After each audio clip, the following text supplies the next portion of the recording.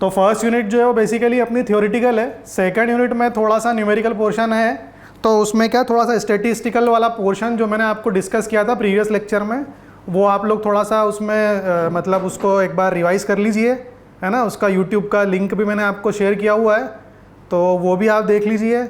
उसमें कुछ डाउट आ रहा है तो आप मेरे से 1 to 1 भी कम्युनिकेशन कर सकते हैं, कोई प्रॉब्लम नहीं है, और कॉलेज में आ भी सकते हैं, कोई प्रॉब्लम नहीं है, ठीक है। तो आज हम लोग थर्ड यूनिट स्टार्ट करते हैं, और फर्स्ट और सेकंड यूनिट में जैसा कि मैंने आपको बताया है कि अपना जो सब्जेक्ट है वो बेसिकली क्या है, रिसर्च से रिलेटेड है। तो जो भी अपना एप्लीकेशन है इस सब्जेक्ट का वो आप लोगों को डिसर्टेशन 1 और 2 में देखने को मिल जाएगा, है ना। तो उसमें क्या क्या टूल यूज़ आप करेंगे लिटरेचर रिव्यू के लिए, है ना। पेपर को किस तरीके से राइटअप किया जाता है, मतलब write up it means literature review कैसे लिखा जाता है ना। फिर उसको रेफरेंस में कैसे हम लोग कोट करते हैं, साइट करते हैं, ये मैंने आपको बताया था। उसके बाद में मैंने बताया था आपको रिसर्च डिज़ाइन या रिसर्च कोई भी रिसर्च प्रोसेस होती है वो किस तरीके से होती है, क्या क्या स्टेप्स होती है, ये हम लोग पढ़ चुके हैं, है ना।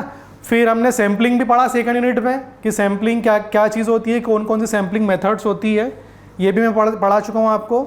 और सैम्पलिंग मेथड्स को एनालाइज करने के लिए हम लोग अलग अलग मतलब हाइपोथेसिस करते हैं, टेस्ट यूज़ करते हैं, मॉडल्स यूज़ करते हैं, ये भी मैं आपको स्टडी करवा चुका हूँ। तो आज अपना थर्ड यूनिट का मैं आपको थोड़ा सा ओवरव्यू दे देता हूँ, और उसके बाद हम लोग स्टार्ट करते हैं।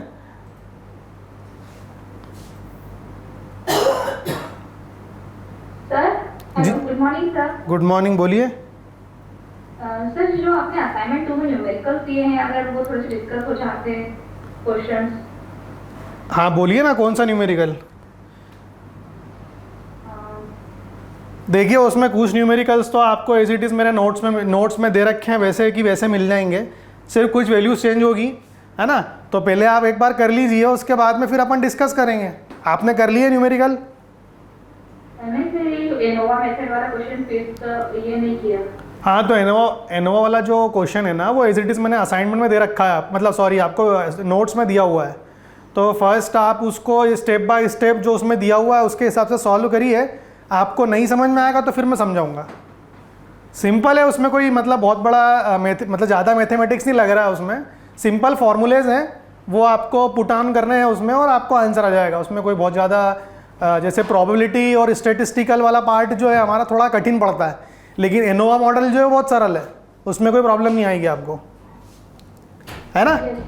तो वो आप एक बार कर लो, आपके हैंड से उसको पूरा कर लीजिए, है ना। फिर अपन उसको एक बार और डिस्कस कर लेंगे, ठीक है। तो आज अपन एक और नया टॉपिक स्टार्ट करते हैं जिसका नाम है, मैं अभी स्टार्ट करता हूँ, है ना, थर्ड यूनिट, जिसको मतलब जनरली हम लोग इसको क्या बोलते हैं, एल्गोरिथम्स बोलते हैं, है ना, या ऐसा बोलूँ मैं सॉफ्ट कंप्यूटिंग। इसका मीनिंग क्या है कि फॉर एग्जांपल जैसे फर्स्ट यूनिट में आपने research process, research design, research formulation study किया, मतलब ultimately you have to study about कि रिसर्च किस तरीके से की जाती है, रिसर्च की प्रॉब्लम किस तरीके से डिज़ाइन होना चाहिए, है ना, एक अच्छी रिसर्च कैसे होती है, रिसर्च के टाइप कितने होते हैं, है ना, ये हम लोगों ने स्टडी किया। फिर जब हम लोग रिसर्च के बारे में या रिसर्च करना स्टार्ट कर दिए या रिसर्च करना चालू कर दिए, है ना, या चालू कर चुके हैं, तो हम लोग अपना नेक्स्ट हमारा जो स्टेप होता है वो ये होता है कि हमारा स्टडी एरिया क्या होगा, हमारा किस टाइप का रिसर्च होगा, क्या हमारी रिसर्च की मेथोडोलॉजी होगी, क्या हमारे ऑब्जेक्टिव होंगे, और नेक्स्ट सबसे मोस्ट इम्पॉर्टेंट चीज़ है वो ये है कि हम हमारे रिसर्च के जो भी हम लोग केस स्टडी ले रहे हैं उसमें सैम्पलिंग क्या होगी, कितना सैम्पलिंग हमको करना है। जैसे फॉर एग्जांपल स्ट्रक्चर वाले भी बहुत सारे स्टूडेंट्स यहाँ पर हैं और सीपीएम वाले भी हैं। तो अब जैसे मान लो कंस्ट्रक्शन सीपीएम की बात करता हूँ तो अपने को 50 इंदौर के कंस्ट्रक्शन प्रोजेक्ट के बारे में मेरे को ये स्टडी करना है कि पिछले 20 साल में हमारे यहाँ के 50 जो भी कंस्ट्रक्शन प्रोजेक्ट्स थे बड़े बड़े, वो कितने टाइम में कंप्लीट हुए, चाहे वो गवर्नमेंट के थे, नॉन गवर्नमेंट प्रोजेक्ट्स थे, है ना। यही बात यदि मैं स्ट्रक्चर की करूं और मैं यदि ये पूछना चाहूं कि मुझे ये स्टडी करना है कि पिछले 30 साल में मध्य प्रदेश में किस टाइप से अर्थक्वेक का सिनारियो रहा, है ना। तो अल्टीमेटली क्या है, मैं पिछले 30 साल और 50 साल कहीं ना कहीं क्या बात कर रहा हूँ, सैम्पलिंग की बात कर रहा हूँ, है ना। तो अब नेक्स्ट स्टेप ये आ जाती है कि जब ये सैम्पलिंग मेरे पास में आ जाएगी तो इन सैम्पलिंग को मैं एनालाइज तो कर लूँगा, लेकिन उसके बाद में मैं मेरा एक रिसर्च प्रॉब्लम बनाऊंगा जिसमें मेरे कुछ इनपुट होंगे, कुछ मेरे कंस्टेंट्स होंगे, कुछ मेरे वेरिएबल्स होंगे, और मैं एक टूल की मदद लूँगा। एक कहने का ये मतलब है कि मैं किसी या तो कोई टूल या फिर एल्गोरिथम की मदद लूँगा। तो ये कहीं ना कहीं आपको ये जो यूनिट है ये सॉफ्ट कंप्यूटिंग, मतलब जो कंप्यूटेशन जो हम आजकल करते हैं वो हम लोग हैंड मतलब जनरली हैंड से नहीं करते हैं, मतलब वो मैन्युअली नहीं करते हैं।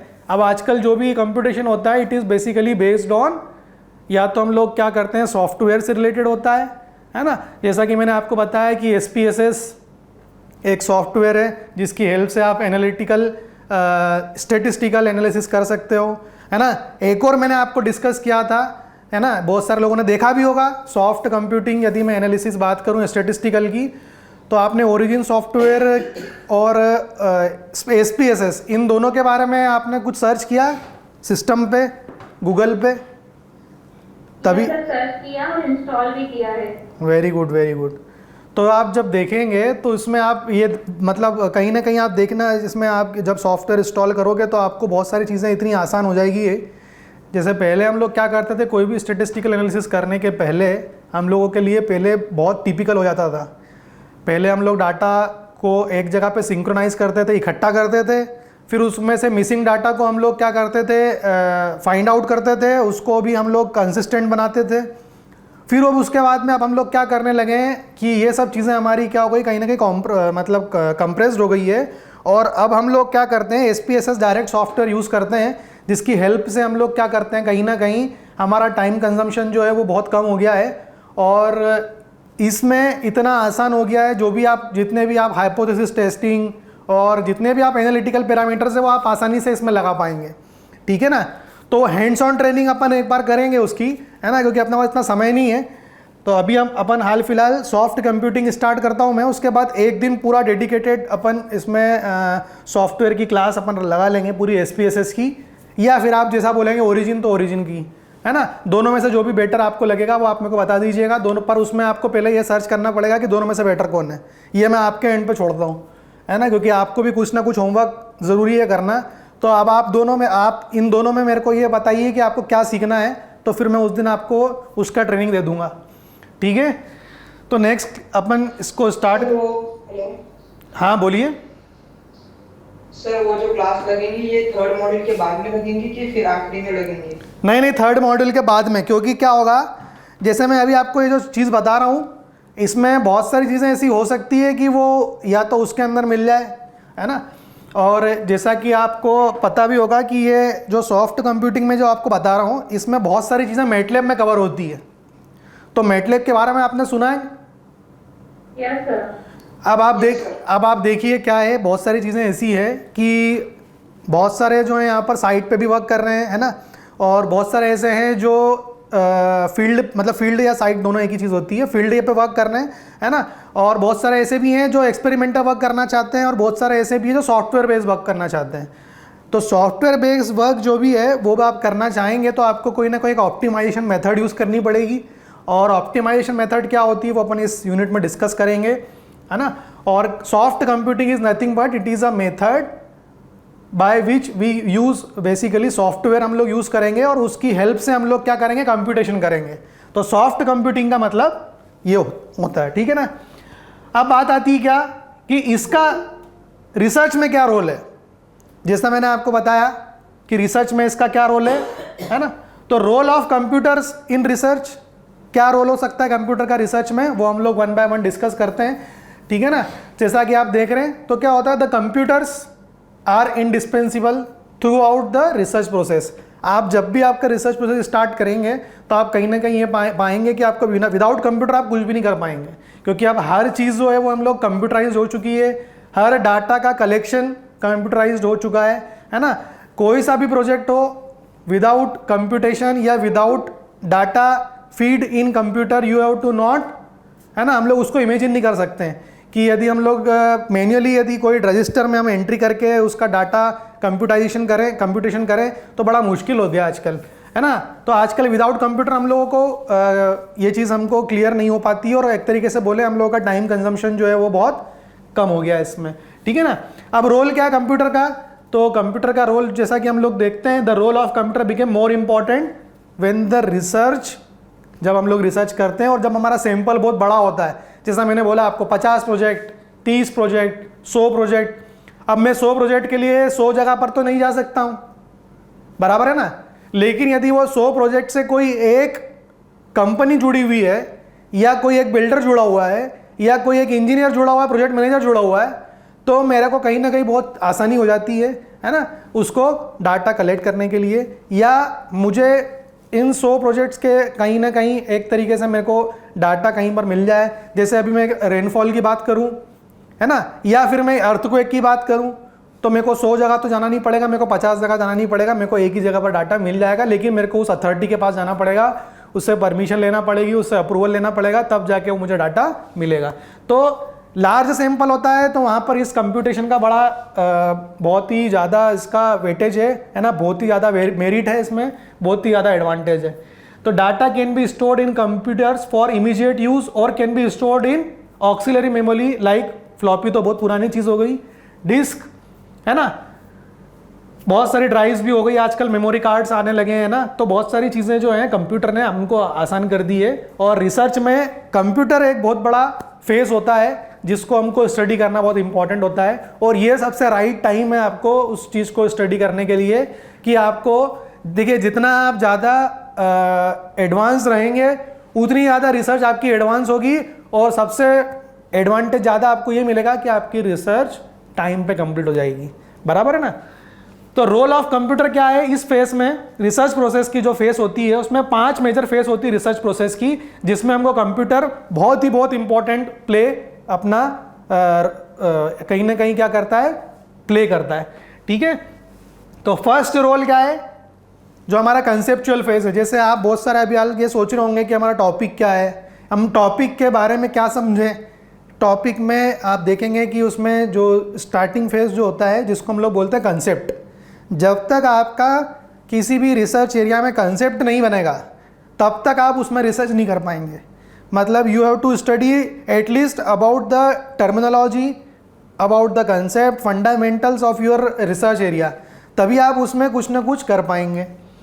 सेकंड जो है वो आपको क्या करना है, जो सबसे इंपॉर्टेंट फेस होता है, जब आपका टॉपिक डिसाइड हो गया, बराबर है ना, आपका कंसेप्ट, आपको उसकी टर्मिनोलॉजी समझ में आ गई, डेफिनेशन समझ में आ गई, आपको उसका प्रोसेस समझ में आ गया, तो नेक्स्ट आपका अगला जो स्टेप होता है वो क्या होता है, प्लानिंग का फेस होता है, डिज़ाइन का फेस होता है।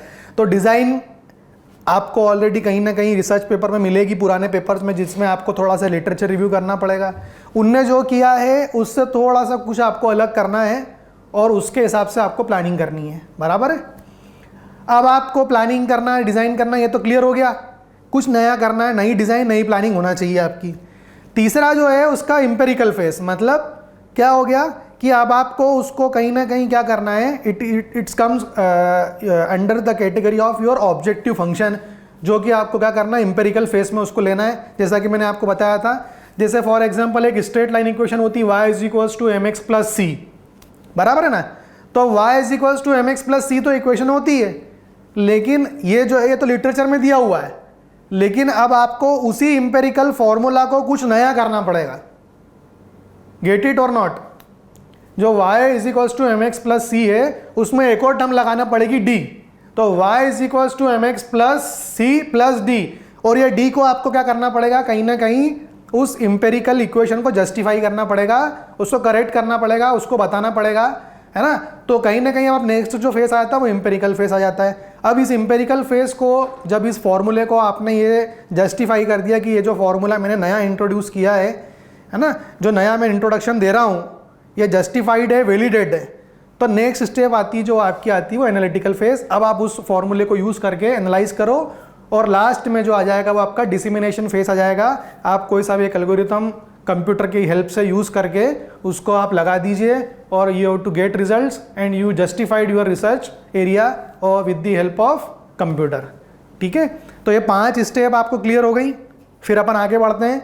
अभी मैंने आपको क्या समझाया, कंप्यूटर का रोल रिसर्च में इन 5 फेज की हेल्प से होता है ना। तो ये आपको क्लियर हो गया, तो अपन नेक्स्ट स्टेप पे बढ़ते हैं आगे की तरफ। इसमें कोई डाउट है किसी को तो आप पूछ सकते हैं। सर फिफ्थ वाला। फिफ्थ वाला मतलब डिसेमिनेशन, मतलब यही हुआ कि कहीं ना कहीं आप उसको कंक्लूड करेंगे, है ना। मतलब जो भी आपका वर्क है उसको आपने एनालाइज कर लिया, अब आपको उसको क्या करना है, रिप्रेजेंट करना है और कंक्लूड करना है। डिसेमिनेशन का मतलब यही हुआ, ठीक है, क्लियर हुआ। Yes sir. अब ये जो मैंने आपको 5 चीज़ें बताई है 1 2 3 4 5, इसी को मैं आपको डिटेल में एक्सप्लेन कर रहा हूँ, ठीक है। तो कंसेप्चुअल फेज क्या होता है, तो कंसेप्चुअल फेज जो होता है it consist of formulation of research problem. जैसा मैंने आपको बोला कि जब तक आपको उसकी बेसिक टर्मिनोलॉजी, बेसिक कंसेप्ट समझ में आएगा नहीं तब तक आप उसकी रिसर्च प्रॉब्लम बना ही नहीं सकते हो, ठीक है ना। उसके बाद फिर मैंने आपको बोला है कि जब तक आपको ये भी क्लियर नहीं होगा कि इस पर क्या क्या वर्क हो चुका है तो आपको लिटरेचर रिव्यू करना पड़ेगा, लिटरेचर होगा, उसमें से थ्योरी निकालना पड़ेगी, आपको खुद का थ्योरी का फ्रेमवर्क बनाना पड़ेगा, ठीक है ना। एंड फॉर्मुलेशन ऑफ हाइपोथेसिस, फिर आपको जो भी आप वर्क कर रहे हो, है ना, उसका डाटा, उसका सारा कंसेप्ट, वो उसको फॉर्मुलेशन को हाइपोथेसिस से चेक करना पड़ेगा कि आपने जो किया है वो सही है या गलत है, ठीक है। फिर कंप्यूटर का रोल क्या लिटरेचर रिव्यू में, ये जैसे मैंने आपको बताया था, है ना। मैंने आपको एक असाइनमेंट में एक क्वेश्चन दिया था कि उसमें आपको एक पेपर दिया हुआ था, मैंने असाइनमेंट नंबर 1, उसमें मैंने आपको हाइपरलिंक प्रोवाइड किया था और आपसे ये बोला था कि आप मुझको इसका literature review with reference site करके बताइए।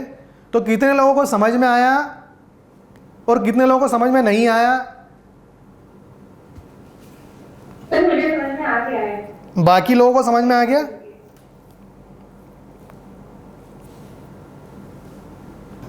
बाकी लोगों को समझ में आया या नहीं आया। यदि नहीं समझ में आया तो अपन लिटरेचर रिव्यू कैसे साइट करते हैं वो अपन स्टडी कर सकते हैं। यदि आप बोले तो मैं आपको बता भी सकता हूँ, है ना, कि किस तरीके से हम लोग किसी पेपर का लिटरेचर लिखते हैं और उसको फिर रेफरेंस में कोट करते हैं, ठीक है। Yes sir. बता दूँ। Yes sir. अच्छा, तो मैंने जैसे पिछली क्लास में आपको बताया था, है ना, कि हमको एक किसी भी लिटरेचर रिव्यू पेपर की ज़रूरत पड़ती है ना।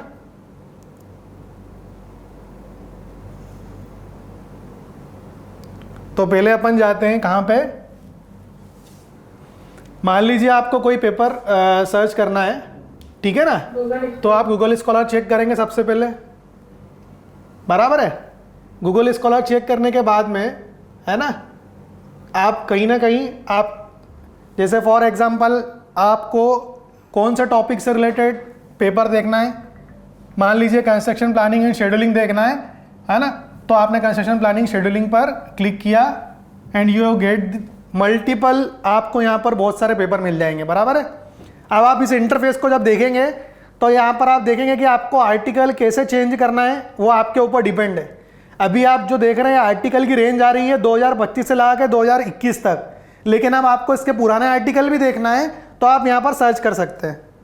उसके अलावा भी यहाँ पर अलग अलग फिल्टर्स दे रखे हैं, सॉर्ट बाय रिलेवेंस डेट, है ना, सॉर्ट बाय मतलब फॉर एग्जांपल आपको कोई रिव्यू आर्टिकल ही देखना है या फिर कोई 2 टाइप के आर्टिकल्स, 2 या 3 टाइप के आर्टिकल्स होते हैं। कोई केस स्टडी भी होता है, रिव्यू आर्टिकल मतलब थ्योरेटिकल आर्टिकल, है ना। केस स्टडी मतलब उसमें कोई केस लिया हुआ होगा, जैसे फॉर एग्जांपल अब जैसे इंदौर की बात करूँ तो कोई इंदौर की केस स्टडी है, जैसे इंदौर का कोई रोड है तो इंदौर के कोई रोड के बारे में या इंदौर की कोई बिल्डिंग के बारे में केस स्टडी है, तो उस टाइप से भी आप यहाँ पे उसकी रिसर्च या सर्च कर सकते हैं। अब आप ये जितने भी देख रहे हैं यहाँ पर आप देखोगे तो हैंडबुक भी निकल गई। उसके बाद कंस्ट्रक्शन प्लानिंग शेड्यूल का यहाँ पे आपको ये पेपर दिख रहा है, इसको मैंने कुछ नहीं किया, ये ASC का पेपर है, मैंने इस पर क्लिक कर दिया। जैसे ही मैंने क्लिक किया ये ओपन हो जाएगा, ये ओपन हो गया, है ना। इसको मैंने ओपन कर दिया, अब आपके सामने पेपर ओपन हो जाएगा, ठीक है। अब आपको ये पेपर दिख रहा है सभी को,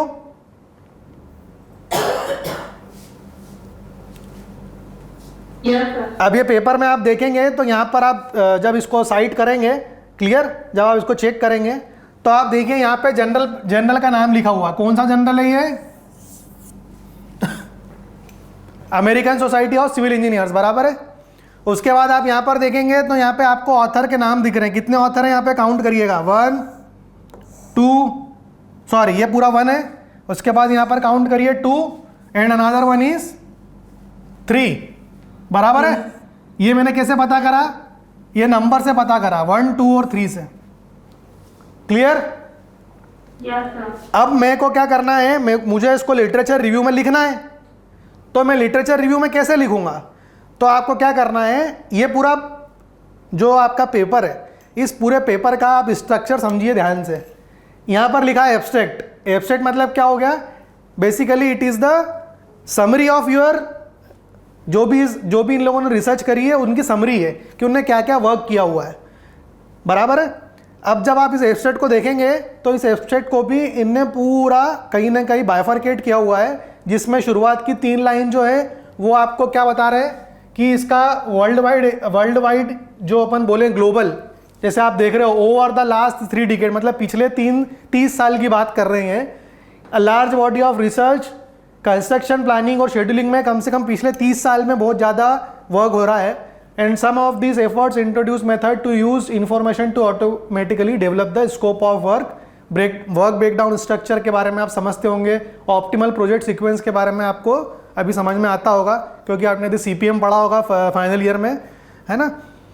तो आप ये जब एब्स्ट्रैक्ट पढ़ेंगे तो कहीं ना कहीं क्या है, ये पूरे पेपर का एक समरी है, जिसमें उनने जो भी वर्क किया, कौन सी मेथड अडॉप्ट करी, उसका क्या रिजल्ट रहा और क्या उन्होंने कंक्लूजन या फाइंडिंग उन्होंने निकाली है, बराबर। अगला जो आप इसमें एक और चीज़ देख रहे होंगे कि यहाँ पर आप देख रहे होंगे कि यहाँ पर कुछ ना कुछ लिखा हुआ आ रहा है। इसका मतलब ये हो गया कि ये जो आपका यहाँ पर देखो कॉलेज का नाम भी लिखा हुआ आ रहा है, institute of engineering and science IPS academy, है ना। ये कॉपीराइट है पूरा, इसको आप, इसके जो भी चीज़ें हैं इसको आप आपकी थीसिस में, आपके लिटरेचर रिव्यू में विदाउट साइट करे हुए यूज़ नहीं कर सकते हो। यदि आप इसको यूज़ करोगे you are comes under the category of plagiarism, है ना। तो वो चीज़ नहीं होना चाहिए, बराबर है।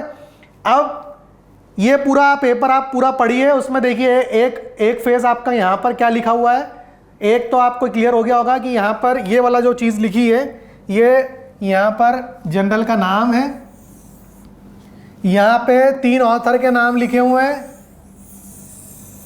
यहाँ पर आपका टॉपिक लिखा हुआ है, और ये जो एब्स्ट्रैक्ट है ये क्या है, ये कहीं ना कहीं आपकी समरी के बारे में बता रहा है, जो इस रिसर्च पेपर ने जो भी वर्क किया हुआ है उसमें उन लोगों ने जो भी वर्क फाइंड आउट किया हुआ है, जो भी उन्होंने मेथड अडॉप्ट करी है। अब आप जब इसको पढ़ेंगे तब आपको क्लियर हो जाएगा, है ना। फिर अपन अब आगे बढ़ते हैं, ठीक है। अब आप लास्ट में यहाँ पर एब्स्ट्रैक्ट के अंदर एक नीचे लिखी हुई चीज़ देख रहे होंगे, जिसको बोलते हैं हम लोग क्या, DOI। अब ये DOI एक्चुअल में होता क्या है, ये आपका डायरेक्ट पेपर ओपन कर लेगा। आप इस पर यदि ये PDF है तो आप कंट्रोल करके, यदि आपका कर्सर पे क्लिक करोगे, है ना, कंट्रोल करके क्लिक करना है आपको इस जगह पे, तो आपका डायरेक्ट पेपर ओपन हो जाएगा। अभी तो अपना कहाँ से ओपन हुआ, ये ASC की वेबसाइट से ओपन हुआ, या हो भी सकता है कि अपना कॉलेज का लॉगिन है IPS एकेडमी का, तो IPS एकेडमी की हेल्प से हम लोगों को ये पेपर आसानी से आपको दिख गया। लेकिन कई बार ऐसा होता है कि पेपर आपके पास में ओपन ही नहीं होंगे, बराबर है ना। तो उस केस में फिर आपको क्या करना पड़ेगा, इस DOI की हेल्प लेना पड़ेगी। ये DOI आपको कहीं कहीं मिल भी सकता है, कहीं कहीं पर नहीं भी मिल सकता है, क्लियर ना। तो एक रिसर्च गेट भी एक प्लेटफॉर्म होता है ना। रिसर्च गेट के बारे में आप जानते हैं, एक तो आपका गूगल स्कॉलर हो गया, दूसरा जो आपका प्लेटफॉर्म है उसको बोलते हैं हम लोग क्या, रिसर्च गेट। कभी किसी ने नाम सुना है रिसर्च गेट के बारे में? Yes sir. बराबर है ना। तो ये रिसर्च गेट भी आपको कहीं ना कहीं बहुत सारे पेपर्स और बहुत सारा स्टडी मटेरियल, बुक्स, है ना, case study, review paper, general paper, बहुत सारी चीज़ें मिल जाएगी आपको इसके अंदर, ठीक है। तो आप इसमें लॉगिन कर सकते हैं, आपका क्या ID पासवर्ड क्रिएट कर लीजिए, and you have to just create your ResearchGate ID, ठीक है। तो मेरा क्वेश्चन आपको दिया हुआ था, मैंने ये था कि मुझे इस पूरे पेपर का फॉर एग्जांपल लिटरेचर रिव्यू लिखना है तो मैं कैसे लिखूंगा, ठीक है। तो उसके लिखने का तरीका ऐसा होता है, जैसे फॉर एग्जांपल, है ना, अभी आप यहाँ देख रहे हैं ये पूरे पेपर को अपन पहले समझ लेते हैं। तो इसकी एक फेज तो वो हो गया जहाँ पर एब्स्ट्रैक्ट लिखा था। दूसरा आप देखो यहाँ पर, यदि आप पेपर को ध्यान से देखेंगे तो ये वाला जो पोर्शन है, इस वाले पोर्शन में पूरे जितने भी ऑथर थे उनकी डिटेल दे रखी है। क्या क्या दे रखी है? जो पहला ऑथर है वो क्या है? पीएचडी कैंडिडेट है। कौन सा डिपार्टमेंट का है? सिविल इंजीनियरिंग और एनवायरमेंटल इंजीनियरिंग का, यूनिवर्सिटी ऑफ इलिनॉइस एट अर्बना, है ना, कैंपेन 205N, है ना। ये पूरा उसका डिटेल दिया हुआ है ना। एक और आप यहाँ पर चीज़ देख रहे होंगे, ऑर्सिड। ऑर्सिड का नाम सुना है आपने? ऑर्सिड भी एक अलग प्लेटफॉर्म है। इसको भी हम लोग क्या बोलते हैं, जैसे रिसर्च गेट होता है ना एक, ऐसे हम लोग के पास में एक और प्लेटफॉर्म है ऑर्सिड। तो इसमें आप आपका अकाउंट भी बना सकते हैं। इसमें भी आपको सेम चीज़, आपने जो भी आप वर्क करते चले जाएंगे वो आप इसमें पुट ऑन करते चले जाइए। ये आपको सजेस्ट करता जाएगा कि आपकी रिसर्च है ना। और जैसे फॉर एग्जांपल आप मेरे अकाउंट सर्च करेंगे मेरे नाम से, तो आपको इसमें भी मिल जाएगा और रिसर्च गेट में भी मिल जाएगा, ठीक है ना। इस तरीके से आप मेरे अलावा जैसे अमित शर्मा सर है ना, अलग अलग जो भी हमारे यहाँ फैकल्टीज़ है, उनके आप रिसर्च एरिया देखना चाहते हैं, उनका रिसर्च देखना चाहते हैं, तो आप रिसर्च गेट या ऑर्सिड के थ्रू चेक कर सकते हैं और अपने गाइड को सिलेक्ट कर सकते हैं, ठीक है ना। तो ये एक बहुत बढ़िया प्लेटफॉर्म होता है जिसकी हेल्प से हम लोग बहुत सारी चीज़ें हमारे यहाँ पे क्लियर हो जाती है। अब हमारा क्वेश्चन तो वही आ जाता है कि हम लोग, बाकी इसमें आप देख रहे हैं बहुत सारी चीज़ें दे रखी है ना, कि पहला स्टार्टिंग हुई हमारी एब्स्ट्रैक्ट से इस पेपर की, दूसरा हमारा मतलब पहला एब्स्ट्रैक्ट हो गया, पहली एडिंग हो गई हमारी इंट्रोडक्शन इस पेपर की, मतलब जो उन्होंने क्या काम किया और उसके पास में क्या क्या लिटरेचर अवेलेबल थे, तो वो सब उसमें आ गया किसमें, इंट्रोडक्शन में। फिर दूसरी उसने स्टेप ली, क्या ली, मेथोडोलॉजी, है ना। दूसरी स्टेप उसने क्या ली, पहले तो इंट्रोडक्शन लिया, ठीक, फिर उसने क्या काम किया, है ना, उसके हिसाब से उसने बताया कि क्या क्या चीज़ें करी, मेथोडोलॉजी क्या क्या अवेलेबल है इसके अगेंस्ट में, तो ये पूरा उसने बताया हुआ है। ये पूरे पेपर के बारे में बता रहा हूँ मैं आपको कि उसने पेपर को किस तरीके से समझाया है, ठीक है ना। तो मेन अपनी हेडिंग अभी हमको दो दिखी है, एक तो हमको इंट्रोडक्शन दिखा, दूसरा हमारा मेथोडोलॉजी दिखा, तीसरा दिखा है यहाँ पर हमको क्या, finding from critical examination of the literature, मतलब जो भी आपने उसको एग्जामिन किया तो उसमें लिटरेचर में से क्या क्या उसने फाइंडिंग्स निकाली। तो ये एक रिव्यू पेपर है और इस रिव्यू पेपर को समझना सबसे कठिन चीज़ होती है, ठीक है ना, क्योंकि ये क्या पूरी स्टडी के बारे में बता रहा है ना, कोई केस स्टडी के बारे में नहीं बता रहा है, ये पूरी रिसर्च के बारे में बता रहा है कि इस टॉपिक से रिलेटेड क्या क्या रिसर्च अभी तक हो चुका है, ठीक है, कंस्ट्रक्शन प्लानिंग और शेड्यूलिंग में, बराबर है।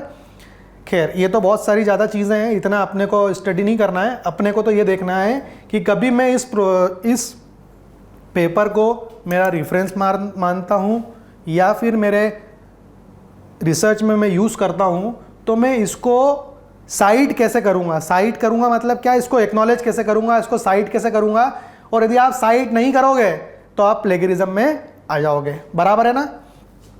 तो अब इसका लिटरेचर रिव्यू लिखने का तरीका कैसा है, तो आप दो आपको हेडिंग बनाना पड़ेगी। एक तो आपको लिखना पड़ेगा क्या, जैसा कि मैं यहाँ पे लिख रहा हूँ, अभी आप देखेंगे, एक मैं लिख रहा हूँ लिटरेचर रिव्यू, क्या लिख रहा हूँ, लिटरेचर रिव्यू। अब इस पेपर को लिखूंगा कैसे मैं, तो पहले आप ये देखिए, इसमें ये ऑथर का नाम है, ये उसका अफिलिएशन है, ये नाम है, ये अफिलिएशन है, ये नाम है और ये अफिलिएशन है, बराबर है। तो इसमें आप देखेंगे कि ये फौद अमीर करके इसका फौद नाम है और अमीर सरनेम है उसका, तो आपको क्या करना है, सिर्फ आमिर करके सरनेम यूज़ करना है, ठीक है, और क्या लिखना है, एट ऑल लिखना है, क्या लिखना है, एट ऑल। अब ये क्यों लिखना है, क्योंकि यहाँ पर कितने हैं, 3 ऑथर है, 1, 2 और 3। कभी यहाँ पर 2 ही ऑथर होते हैं तो दोनों के सरनेम आते, क्या आता, अभी यहाँ पे ईयर भी आएगा, कौन सा ईयर में पेपर पब्लिश हुआ है, 2021। अब इनने इस पेपर में क्या बोला वो आपको इस एब्स्ट्रैक्ट में से देख के शॉर्ट 100 to 150 वर्ड्स में आपको अपने लैंग्वेज में उसको लिखना है, तो ये उसका लिटरेचर रिव्यू हो जाएगा, बराबर है। यहाँ पर आप लिख सकते हो। अगली चीज़ कि इसी को अपने को क्या करना है, इसको रेफरेंस में लिखना है, तो रेफरेंस में आप कैसे लिखोगे इसी पेपर को आप रेफरेंस में कैसे साइट करोगे, ठीक है। तो ये तो आपका क्या लिटरेचर रिव्यू में लिखने का तरीका ये हो गया। जैसे अब आपका डिसर्टेशन 1 आएगा, बराबर आएगा कि नहीं आएगा डिसर्टेशन 1? अभी आपका डिसर्टेशन 1 ही चल रहा है। अभी आपको टॉपिक सिलेक्ट करना पड़ेगा, आपको टॉपिक से रिलेटेड रिसर्च पेपर देखना पड़ेंगे। तो वो जो रिसर्च पेपर आप देखोगे और उसको देखने के बाद में आपको हर एक पेपर की समरी बनानी पड़ेगी।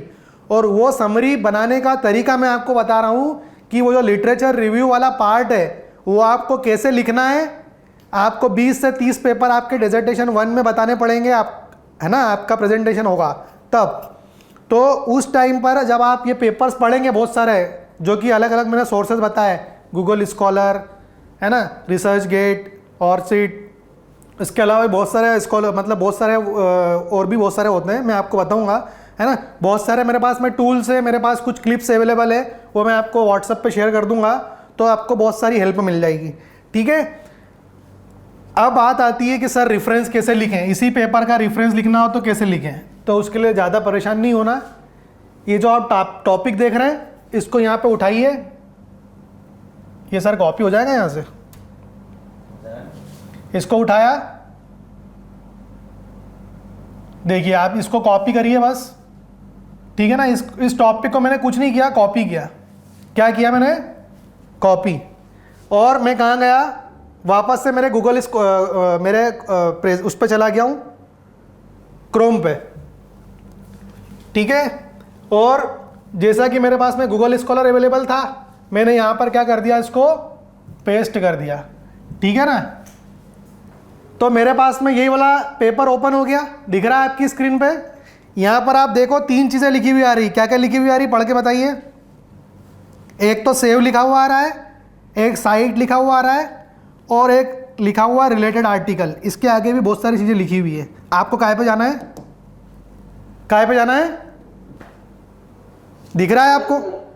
अब आप ये जो देख रहे हैं ये रेफरेंस के फॉर्मेट अवेलेबल है। कौन कौन से फॉर्मेट अवेलेबल है, ये सब अलग अलग इनके लिखने के, इस पेपर को लिखने के तरीके हैं, इस पेपर को साइट करने का तरीका है, ठीक है।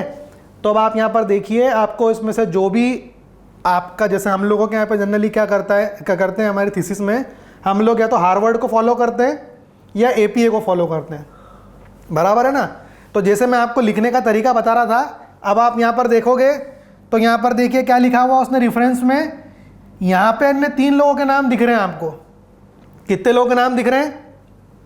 3 लोगों के नाम दिख रहे हैं। यहाँ पर आप देखो, आप एपीए वाला फॉर्मेट देखो आप, इसमें 3 लोग, जो 3 ऑथर थे, first author, second author, third author, ठीक है। यहाँ पे आप देखो ईयर ऑफ पब्लिकेशन दिख रहा है आपको। यहां पर आप देखिए टॉपिक लिखा हुआ है, दिख रहा है, ये आपका टॉपिक। और ये जो मैं अंडरलाइन कर रहा हूं ये क्या है, ये है जर्नल का नेम, ठीक है। और अब आप आगे देखेंगे इसमें तो ये क्या है, इसका वॉल्यूम है ना। और ये जो है इसका क्या है, ये 147 जो है इसका वॉल्यूम है, वॉल्यूम नंबर है। और ये 7th क्या है, उसका एडिशन है। और आगे आप देख रहे हैं ये जो भी लिखा हुआ है, ये इसके पेज नंबर हो सकते हैं या इसकी अलग कोई भी कोडिंग हो सकती है। तो सेम इस तरीके से हम लोग रेफरेंस लिखते हैं। ये आपको क्लियर हुआ? तो आपको हाथ से लिखने की ज़रूरत नहीं है। यदि आप कोई भी पेपर को देख रहे हैं तो आप पहले उसकी PDF ओपन करिए। आपको हाथ से लिखना जो है वो आपको लिटरेचर रिव्यू लिखना है, रेफरेंस लिखने की ज़रूरत नहीं है।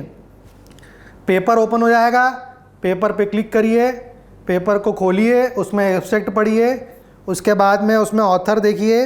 यदि एक ऑथर है, जैसे मान लो एक ही ऑथर होता, क्या होता, सिर्फ आमिर करके ऑथर होता, तो यहाँ पे आप क्या लिखते हैं, उसका सिर्फ सरनेम लिखते हैं और ईयर लिख देते हैं 2021। यदि 2 ऑथर होते तो आप क्या लिखोगे, दोनों के सरनेम लिखोगे, आमिर एंड, यही पेपर में यदि 2 ऑथर होते एंड को। ये मैं आपको लिटरेचर रिव्यू लिखने का तरीका बता रहा हूँ, बाकी समरी तो आपको खुद को लिखना है आपके वर्ड्स में। और यदि ये 3 हो जाते हैं, जैसे कि अभी इस पेपर में 3 है, तो आमिर एट ऑल हो जाता है। ठीक है, क्लियर हो गया? तो ये इस तरीके से आपको इसमें लिटरेचर रिव्यू आप लिख सकते हैं। बराबर है? इतना क्लियर हो गया आपको? ये लिटरेचर रिव्यू लिखने का मैंने आपको आज तरीका पूरा क्लियर कर दिया कि लिटरेचर रिव्यू कैसे लिखते हैं। यदि कोई भी पेपर आप ओपन करेंगे, यदि उसमें एक ऑथर होगा तो उसका सरनेम और पेपर, उसका ईयर, और बाकी आपको समरी लिखना है और रेफरेंस कैसे लिखना है उसका तरीका मैंने आपको बता दिया। यदि आपने कोई पेपर ओपन किया जिसमें 2 ऑथर हैं, तो दोनों ऑथर के सरनेम एंड करके लिखना है। पहले वाले ऑथर का सरनेम एंड, दूसरे वाले ऑथर का सरनेम एंड ईयर। तीसरे वाले में क्या करना है, यदि उसमें 3 ऑथर है, ठीक है ना, उसमें कितने ऑथर है? 3 ऑथर है, तो फिर उसमें आपको क्या करना है, 3 ऑथर में आपको एक चीज यूज करनी है, इसको बोलते हैं हम एटल, ET और AL डॉट। ठीक है, तो ये आप लिखने के मैंने आपको, एक ऑथर होगा तो ऐसे लिखना है, 2 ऑथर होगा तो ऐसे लिखना है, और यदि 3 ऑथर होंगे तो तीसरा ऑथर का नाम नहीं आएगा, दूसरे का भी नाम नहीं आएगा, सिर्फ पहले वाले का नाम आएगा, और पहले वाले के नाम के बाद में एटॉल करके 2021 करके आप उस पेपर के बारे में डिस्क्रिप्शन लिख दीजिए, जो कि आपको एब्स्ट्रैक्ट में से लिखना है, और उसको फिर आपको साइट करना है। तो ये रेफरेंस, इस तरीके से इसकी रेफरेंसिंग आपको करनी पड़ेगी। मतलब 20 पेपर आपने देखे, तो 20 पेपर का लिटरेचर रिव्यू, और उस 20 पेपर का लिटरेचर रिव्यू का रेफरेंस आपको आपकी डिसर्टेशन 1 की रिपोर्ट के पीछे, डिसर्टेशन 2 की रिपोर्ट के सबसे लास्ट पेज में रेफरेंस वाला सेक्शन होता है, वहां पे आपको रेफरेंस कुछ इस तरीके से लिखना होता है। ये क्लियर हो गया आपको? तो लिटरेचर रिव्यू कैसे करना है और उसकी रेफरेंसिंग कैसे करना है, ये समझ में आ गया? Yes sir. ठीक है, तो मैंने आपको फर्स्ट यूनिट में जो एक पेपर दिया था, अब उस पेपर को आपको पहले तो क्या सर्च करना है, उसको गूगल स्कॉलर में सर्च करना, फिर उसके बाद में उसको लिटरेचर रिव्यू में लिखने का तरीका। यदि उस पेपर में 2 ऑथर होंगे तो 2 ऑथर आएंगे, है ना, 3 ऑथर होंगे तो पहले वाले ऑथर का नाम आएगा, सरनेम आएगा, और बाकी क्या करना है, एटॉल करके ईयर लिखना है, और बाकी पूरी समरी लिखना है, और रेफरेंस लिखने का तरीका मैंने आपको बता दिया कैसे करना है। क्लियर? तो ये इस तरीके से लिटरेचर रिव्यू हम लोग करते हैं। बराबर है? अब अपन वापस अपने टॉपिक पे आ जाते हैं। ठीक, तो इसमें आपको ये समझ, हाँ बोलिए। ऑथर ने जो भी काम किया है वो उसका पूरा रिव्यू समरी में दिया जाता है क्या? हाँ जी, आपको अपनी समरी में लिखना पड़ेगा पूरा। देखो, वो चीज़ आपको उसके पेपर के एब्स्ट्रैक्ट में मिल जाएगी, कोई 250-300 वर्ड में लिखी होगी। बराबर है ना? आपको हमेशा अच्छे पेपर्स को ही फॉलो करना है। इसीलिए मैंने क्या बोला, गूगल स्कॉलर। गूगल स्कॉलर में क्या होता है, जो भी पेड जनरल्स होते हैं ना, उसको ये कैच नहीं करता है। मतलब उसका पर्टिकुलर क्या होता है, जब भी हमको जनरल पेपर पढ़ते हैं या देखते हैं ना, तो उसका एक H इंडेक्स होता है, I इंडेक्स होता है ना, उसका एक पर्टिकुलर क्या होता है, ऐसा बोलते हैं हम लोग कि उसका एक जजमेंट किया जाता है ना, अलग अलग प्लेटफॉर्म पे। वो गूगल प्लेटफॉर्म जो होता है वो सबसे सिक्योर होता है, सबसे लायबल होता है, सबसे वैलिडेट वाली चीज़ होती है, वैलिडेशन वाली चीज़ें होती है। ठीक है ना? जैसे अभी क्या है, UGC में भी बहुत सारे ऐसे जनरल्स हैं जो पेड हैं, और UGC ने उसको क्या कर दिया, हटा दिया है। तो अब ऐसी रिसर्च जिसने पहले ही किसी का दूसरे का कॉपी पेस्ट किया है या सिमिलर वर्क किया है और उसी को उसने पेपर में पब्लिश फॉर्म में कर दिया, तो उसी को उठाओगे आप, उसी पे वर्क करोगे, जो कि क्या है, प्लेगरिज्म में आ गया है, और जिसको UGC ने खुद ने एक्सेप्ट नहीं किया। तो ऐसे जनरल्स पेपर को यदि आप यूज़ करोगे तो कहीं ना कहीं आपका ही नुकसान है। ठीक है ना? तो आपको हमेशा अच्छे प्लेटफॉर्म का यूज़ करना है, अच्छे, जैसे निकमार्क हो गया, है ना, कंस्ट्रक्शन प्लानिंग वालों की बात करूं मैं, है ना, बहुत सारे जनरल पेपर हो गए। तो अब आपको कौन सी जगह से सर्च करना है वो भी मैंने आपको बता दिया, गूगल स्कॉलर हो गया, और एक और आपका प्लेटफॉर्म है web of science. Web of science का नाम सुना है आपने? मैंने आपको बताया था। ठीक है ना? तो वेब ऑफ साइंस में आपको आपका आर्टिकल सर्च करना है। बराबर है? और बहुत सारे मैंने प्लेटफॉर्म आपको बता दिए, Google Scholar, Web of Science, ResearchGate, ORCID, है ना, ये अलग अलग ऐसी जगह हैं जहाँ पे आप, हेलो, हाँ डायरेक्ट साइंस करके आता है, वो भी चलेगा क्या? कैसे? जैसा रिसर्च गेट है वैसा एक डायरेक्ट साइंस करके है। हाँ हाँ हाँ, चलेगा चलेगा चलेगा, पर बेटा उसकी ऑथेंटिसिटी आपको देखना पड़ेगी। और वो ऑथेंटिसिटी के देखो, मैंने आपको 5 प्लेटफॉर्म बताया, Google Scholar, ResearchGate, ORCID, है ना, एक आप बता रहे हो डायरेक्ट साइंस, अलग अलग एल्सवेयर, ये सब अलग अलग प्लेटफॉर्म्स है। लेकिन इनको चेक करने के लिए आपके पास में एक ही चीज़ है, वो है वेब ऑफ साइंस। उस वेब ऑफ साइंस में आप ये चेक करो कि वो जनरल है, वो साइटेशन मतलब उसका इंडेक्स क्या है ना, तो इंडेक्स चेक करना बहुत ज़रूरी है। वो इंडेक्स नहीं चेक करोगे आप तो कहीं ना कहीं आप परेशान हो जाओगे। जैसे फॉर एग्जांपल मैं आपको बताता हूँ, जैसे मेरी बात करता हूँ, ठीक है, मैं इसलिए आपको समझा रहा हूँ। जैसे आप for example web of science यहाँ पे क्लिक करेंगे, वेब ऑफ साइंस लिखोगे आप, वेब, जैसे आप वेब ऑफ साइंस ओपन करोगे तो यहाँ पर फर्स्ट साइट लिखी हुई आएगी क्लेरीवेट। पहले हम लोग क्या करते थे, अभी हमारे को यूजीसी ने बताया था कि यूजीसी जो हमारा इंडियन प्लेटफॉर्म है, हम लोग इंडियन प्लेटफॉर्म को यूज़ करते थे। तो यूजीसी में जाके हम सर्च करते थे कि हमारा जो जनरल है वो यूजीसी केयर 1 में है, 2 में है ना, और एससीआई इंडेक्स में है ना। तो वो सब चीज़ें हम लोग चेक करते थे, लेकिन अब हमको इसी में चेक करना है। तो वेब ऑफ साइंस में हम लोग क्लिक करेंगे। जैसे मैंने क्लिक किया तो वो पूछेगा, आपके पास में एक सर्च इंजन आ जाएगा, इसमें आप आपका खुद का लॉगिन भी कर सकते हो। जैसे फॉर एग्जांपल आप कोई भी मेरे को जनरल का नाम बताओ जिसको मैं आपको बताता हूँ कि ये लीगल है या मतलब उसका इंडेक्सिंग है या नहीं है। कोई भी आपका दोनों फील्ड में से कोई भी बता सकता है।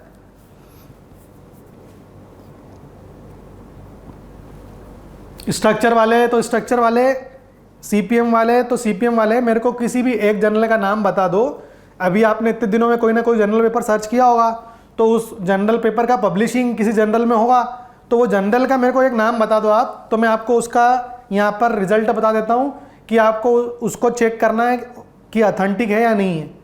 फिर उसी के बाद में उसी पेपर को आप डाउनलोड करो और उसका लिटरेचर रिव्यू और रेफरेंस लिखो, नहीं तो मत लिखो। समझ पा रहे हो क्या बोलना चाह रहा हूँ मैं? यदि वो पेपर लीगल है तो ही अपने को उसको रिसर्च में काउंट करना है, नहीं तो अपने को अपना समय बर्बाद नहीं करना है। समझ पा रहे हो आप क्या बोलना चाह रहा हूँ मैं? Yes sir. अब आप मेरे को कोई जनरल का नाम बता दीजिए तो मैं आपको लीगल है कि नहीं है वो मैं बता देता हूँ, या आप बता रहे नहीं तो फिर मैं बताता हूँ। देखिए फॉर एग्जांपल निकमार का तो नाम सुना है आपने, सुना है कि नहीं सुना है?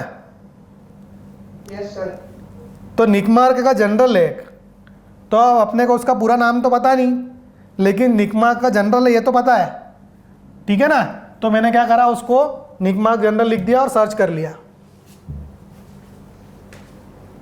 देखो इसका कोई यहाँ पर इंडेक्सिंग नहीं आ रहा है, कोई पेपर ऐसा जनरल नहीं बता रहा है, ठीक है ना। लेकिन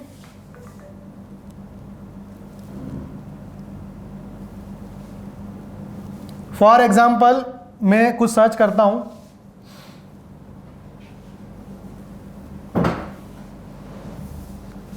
कंस्ट्रक्शन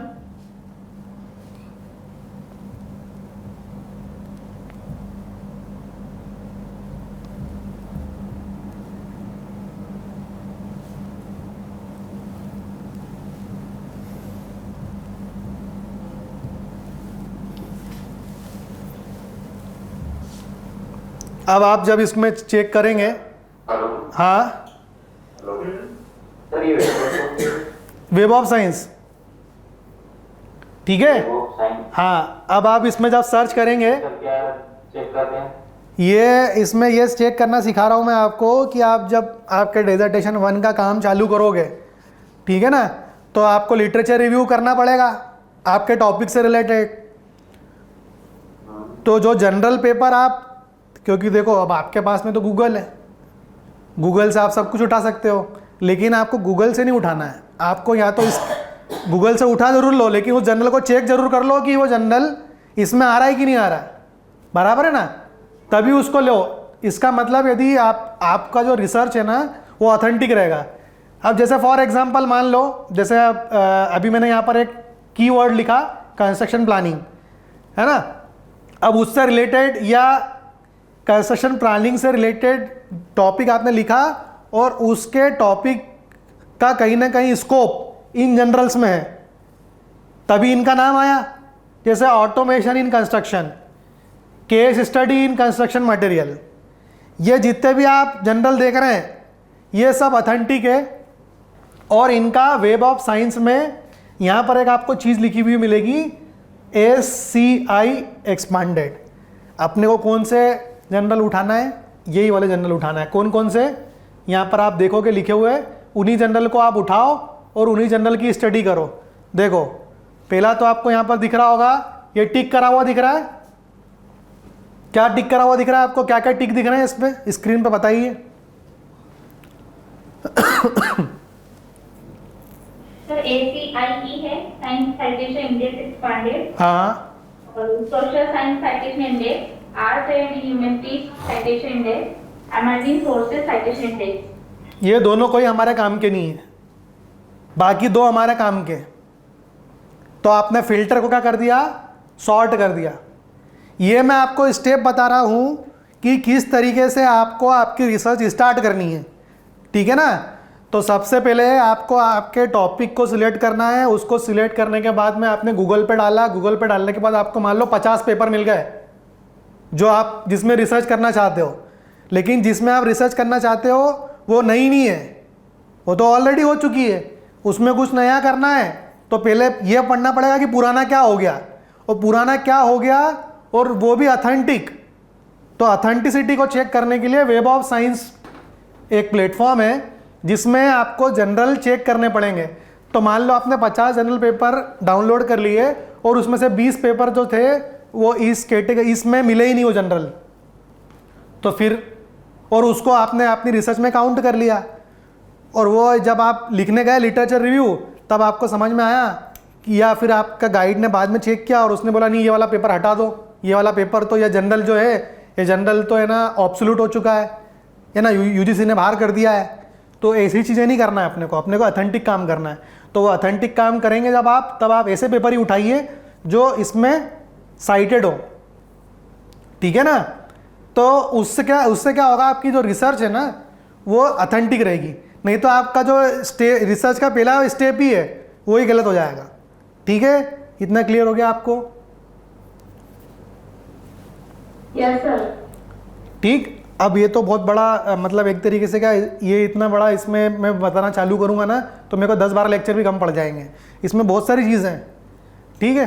तो इतना अपन नहीं कर सकते, लेकिन अपन हाँ ऑथेंटिक चीज़ों को किस तरीके से हम लोगों को उसमें करना है, ये लोग मैंने आपको एक छोटा सा एग्जाम्पल मैंने आपको इसमें बता दिया। तो यहाँ पर आपकी ये प्रॉब्लम तो सॉल्व हो गई कि किस तरीके से हम लोग को लिटरेचर रिव्यू करना है और किस तरीके से रेफरेंस लिखना है, बराबर है। तो अपन आगे ही बढ़ते हैं अपने सेम टॉपिक पे। तो मैंने आपको जैसे बताया कि जो मेरा पहला रोल है कंप्यूटर का वो है कंसेप्चुअल फेज, और कंसेप्चुअल फेज जो है मेरा कहीं ना कहीं आकर कहाँ पर रुकता है, लिटरेचर रिव्यू पर रुकता है। और लिटरेचर रिव्यू कैसा होना चाहिए, जैसा कि मैंने दिखाया कि कंप्यूटर का रोल लिटरेचर रिव्यू में बहुत इंपॉर्टेंट है। Computer help for searching the literature for review of literature and bibliography reference stored in the electronic database of the world wide websites। मैंने जैसा आपको बताया कि यदि रिसर्च ऑथेंटिक होगी तो उसका गूगल स्कॉलर क्या करेगा, उसका खुद ही साइटेशन बनाकर दे देगा। लेकिन ऐसा ज़रूरी नहीं है कि जो गूगल जिसका साइटेशन बना के दे रहा है वो ऑथेंटिक है। तो वो ऑथेंटिसिटी को चेक करने के लिए आपको वेब ऑफ साइंस पर जाकर चेक करना पड़ेगा। समझ में आ गया? कि फिर से एक और एग्जांपल दूं? सर एक डाउट है उसमें। हाँ बोलिए। टॉपिक मैंने सिलेक्ट किया मेरे रिसर्च के लिए, हाँ, और उस पे जो भी काम हुआ है वो काम के रिसर्च हो चुके हैं, लेकिन फिर ना वो गूगल स्कॉलर पे अवेलेबल है, लेकिन अगर वेब साइंस पे जाते हैं तो वहाँ पे वो नहीं दिखाता क्योंकि वो ऑथेंटिक नहीं है सपोज। तो फिर हमको उसी टॉपिक पे काम कर सकते हैं कि फिर नहीं करना चाहिए? नहीं, आपने टॉपिक यदि सिलेक्ट किया है तो ये तो बहुत अच्छी बात है। यदि उस पर वर्क नहीं मिल रहा है, कोई सा भी रिसर्च नहीं मिल रहा है, मतलब पेपर ही नहीं मिल रहा है, जनरल पेपर नहीं मिल रहा है आपको। सर वो अगर वर्क हो चुका है, वो गूगल स्कॉलर पे वो रिसर्च पेपर भी है, लेकिन वो Authentic नहीं है। पे नहीं मिलता है, तो उसकी क्या करना चाहिए? देखो वो ऑथेंटिक नहीं है तो फिर आप, ऐसा तो हो नहीं सकता कि आपको एक भी पेपर नहीं मिले। पेपर तो मिलेगा आपको पेपर बिल्कुल मिलेंगे। आप गूगल स्कॉलर में जब आप चेक करेंगे ना, तो उसमें से 15 में से आप ये मान लीजिए आपको 5 पेपर तो एटलीस्ट ऐसे मिलेंगे जो आपको ऑथेंटिक मिलेंगे, लेकिन उसकी ऑथेंटिसिटी चेक करनी पड़ेगी आपको वेब ऑफ साइंस में। समझ रहे हो? समझ पा?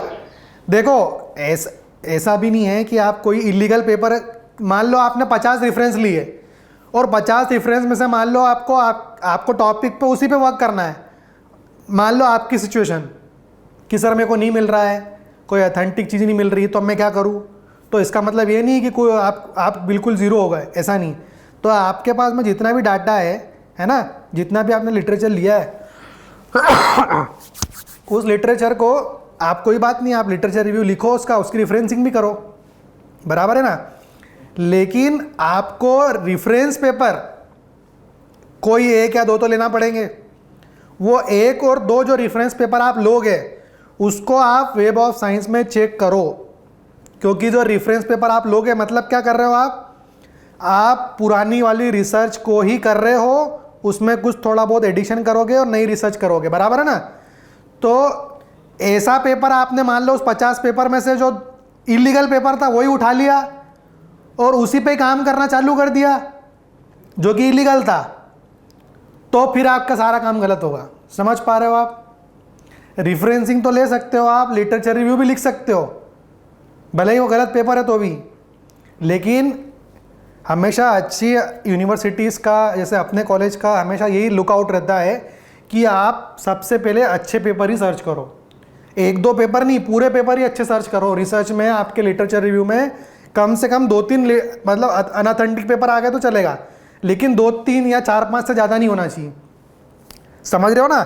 बाकी सारे पेपर अच्छे होना चाहिए जो इसमें अवेलेबल हो, और आपका जो बेस पेपर है जिसकी हेल्प से आप पूरा काम करोगे अपना आगे, यदि वही गलत उठा लिया आपने, वही मतलब इलीगल उठा लिया, अनऑथेंटिकेट उठा लिया, तो फिर आपके लिए समस्या हो जाएगी। समझ पा रहे हो? लिख सकते हो आप, यस सर। लेकिन उसको बेस पेपर नहीं मान सकते हो आप। समझ रहे हो?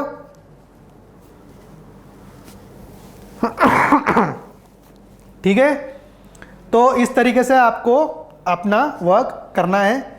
ठीक है, बाकी मैंने आपको ऐसे बताया कि it can thus be use for storing relevant public article to be retrieved whenever needed. These have the advantage over searching the literature in the form of books, journal, other newsletter at the library which consume considerable amount of time and effort. तो देखो सबसे पहला इसका merit ये हुआ, computer का role research में ऐसा हुआ इम्पॉर्टेंट कि पहले क्या होता था, जितनी भी रिसर्च होती थी ना, जितने भी रिसर्चर होते थे वो लिखते थे, है ना, टाइपराइटर नाम की एक चीज़ होती थी, उस पर टाइपिंग करते थे, और फिर वो जो रिसर्च है वो लाइब्रेरी में स्टोर होती थी। अब मान लो IIT इंदौर की यदि मेरे को कोई रिसर्च देखना है तो मैं IIT इंदौर में जाऊँ, वहाँ चेक करूँ। मैं बैठा हूँ IIT दिल्ली में, लेकिन मेरे को नहीं पता कि IIT इंदौर वालों ने क्या रिसर्च करी है। तो पहले के टाइम में बड़ा चीज़ें मतलब ऐसी हो जाती थी कि किसी को कुछ समझ में नहीं आता था कि क्या रिसर्च हो गई है, हमको क्या करना है, नया कुछ भी नहीं पता रहता था, है ना। पुराना क्या करना है ये भी पुराना पता हो तो उसमें नया कोई एडिशन करूँ, है ना। तो कहीं ना कहीं टाइम, एफर्ट, हर चीज़ का लॉस होता था। लेकिन जब से कंप्यूटराइजेशन चीज़ें चालू हुई, कंप्यूटराइज्ड हुआ सब कुछ, है ना, उस टाइम पे भी कंप्यूटर आया, भले ही थोड़ा सा उसका मेमोरी कम था, है ना, उसका यूज़ कम था, उसका एप्लीकेशन कम था, लेकिन कहीं ना कहीं धीरे धीरे जैसे जैसे एडवांसमेंट होता गया, रिसर्च बड़ा आसान हो गया। ठीक है, तो जैसा कि इसमें एक इंपॉर्टेंट चीज़ लिखी, consume considerable amount of time and effort, time भी बचा, एफर्ट भी बच गया, तो ये सबसे बड़ा रोल है। दूसरा रोल आप देख रहे हो कि डिज़ाइन प्लानिंग फेस, जो कि रिसर्च का बहुत इंपॉर्टेंट होता है ना। तो इस चीज़ में हम लोग देखते हैं कि जब हम लोग काम हमारा स्टार्ट करते हैं तो हम लोग ये देखते हैं कि सबसे पहले हमारे को सैंपल कितना लेना है, कितने टाइम में वर्क करना है, ठीक है ना। तो जितने टाइम में वर्क करना है उतना ही मैं सैंपल लूँगा। मेरे को 50 बिल्डिंग पे काम करना है, लेकिन मेरे पास समय 1 साल का ही है, तो 1 साल में मैं कितना काम कर सकता हूँ, मुश्किल से 30 बिल्डिंगों पे काम कर सकता हूँ। तो 30 बिल्डिंगों का डाटा मैं इकट्ठा कर सकता हूँ। तो कितनी पॉपुलेशन लेना है, कितना सैंपल लेना है, ये कहीं ना कहीं मेरे को डिसाइड करना पड़ेगा, और ये कहीं ना कहीं आसान कौन बनाता है? कंप्यूटर। ठीक है, तो इसमें आप देख रहे हो design planning phase consist of research design, population, variable, sampling plan, reviewing research plan. Pilot study मतलब क्या हो गई? आप अकेले स्टडी करोगे, ग्रुप में स्टडी करोगे, ये सब आपको इस फेज में करना होता है, और ये कंप्यूटर कहीं ना कहीं आपकी मदद करता है। बराबर है। Role of computer for sample size calculation, मतलब जैसा कि मैंने आपको बताया कि बहुत सारे सॉफ्टवेयर अवेलेबल है हमारे पास में, है ना। जैसे लिखा है यहाँ पर, आप देख रहे हो, ये सारे से सॉफ्टवेयर है। इसके अलावा भी मैंने आपको जैसे बताया कि आपको सैंपल साइज कैलकुलेट करना है, आपको मीन निकालना है सैंपल का, आपको उसका मीडियन निकालना है, आपको उसका डिस्ट्रीब्यूशन निकालना है, आपको उसका वैलिडेशन करना है। So you have to use at least SPSS and Origin software. With the help of this you will get easily, है ना, आप उससे उसका सैंपल साइज कैलकुलेशन कर सकते हो। स्टैंडर्ड डेविएशन, ये सब चीज़ें हम लोग करते ही हैं, ये आपको पता है, आपने फर्स्ट सेमेस्टर में पढ़ा होगा। Sample size, mean, median, mod, है ना। और मैंने आपको जो अलग अलग बताई है ना, डिस्पेंसीज बताई थी, जो भी मैंने आपको कर्टोसीज और ये सब चीज़ें बताई थी आपको, ये सब आप आसानी से कैलकुलेट कर सकते हो। फिर आया तीसरा स्टेज जिसको बोलते हैं हम एम्पेरिकल फेज, जिसमें हम लोग क्या करते हैं? Collection and preparing data analysis करते हैं। यहाँ पर हम लोग क्या करते हैं कि जब हम लोगों का एनालिसिस हो गया तो अब डाटा को क्या करना है? प्रिपेयर करना है। ठीक है, तो data obtained from the subject, जो भी हम लोग डाटा कहीं से लेके आए, किसी अथराइज्ड कंपनी से लेके आए, तो अब उसको वर्ड फाइल में हम लोग क्या करेंगे? लिखेंगे। काय में? कंप्यूटर में लिखेंगे, एक्सेल शीट में लिखेंगे। ठीक है, तो ये सब चीज़ें हैं। फिर computer help in data entry, data editing, data management including follow up action etcetera. ठीक है, तो ये सब चीज़ें आप इसमें आप देख सकते हो। ठीक, computer allows for greater flexibility. ठीक है, तो ये इस तरीके से इसमें पूरा आसानी से अपनी चीज़ें कंप्यूटर में हम लोग आसानी से डाटा मैनेजमेंट कर सकते हैं। ठीक है, research study, preparing input data, most labour intensive and time consuming aspect of work. तो मैंने जैसा है कि आपको बोला कि हमारी रिसर्च में सबसे ज़्यादा टाइम कंजम्पशन जो है, सबसे ज़्यादा टाइम काहे में लगता है? बताइए, आप ही बताइए अब।